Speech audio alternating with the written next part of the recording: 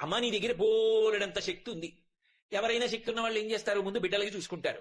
పెద్ద కొడుకు విఘ్నేశ్వరుడికి ఏమైనా చేద్దామంటే ఏం చెయ్యాలి, ఆయనే పరమశక్తివంతుడు, ఇంకా నువ్వు ఆయనకేం చెయ్యక్కర్లా. ఇక రెండో వాడు సుబ్రహ్మణ్యుడు మహాజ్ఞాని, ఆయనకేమీ చెయ్యక్కర్లా. మీ ఆయన మహానుభావు, అమ్ముడిని కలిచేశాడు, ఇంకా ఆయన వివాహం ఎందుకు చేసుకుంటాడు. కానీ అలాంటి వాణ్ణి తపస్సు చేసి ఉంచి మెడలో తాళి కట్టించుకున్నావు, నీది కదా గొప్పతనం. కాబట్టి నువ్వు శంకరుడికి ఏం చేస్తావు నీ శక్తితో, ఏమీ చెయ్యక్కర్లా, ఆయన మహానుభావుడు.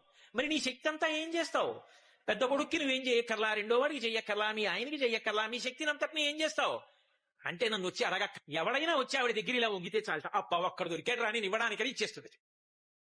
అమ్మా అప్పుట నువ్వు సంతోషంగా నవ్వుతుంది తప్ప, నా దగ్గర ఉన్నది ఇవ్వడానికి ఇవాళుడు దొరికాడు రా నాకని సంతోషిస్తావమ్మా. కావలసిందల్లా నీ దగ్గరికి వచ్చి నిటారుగా వెదురు బద్దలా నిలబడ్డం కాదు. ఇలా వంగ సిద్ధు మహానుభావుడు పరమశివుని యొక్క ఇల్లాలివి. అమ్మా లోకములను కన్న తల్లివి, అపారముగా అనుగ్రహించగలిగినటువంటి జగన్మ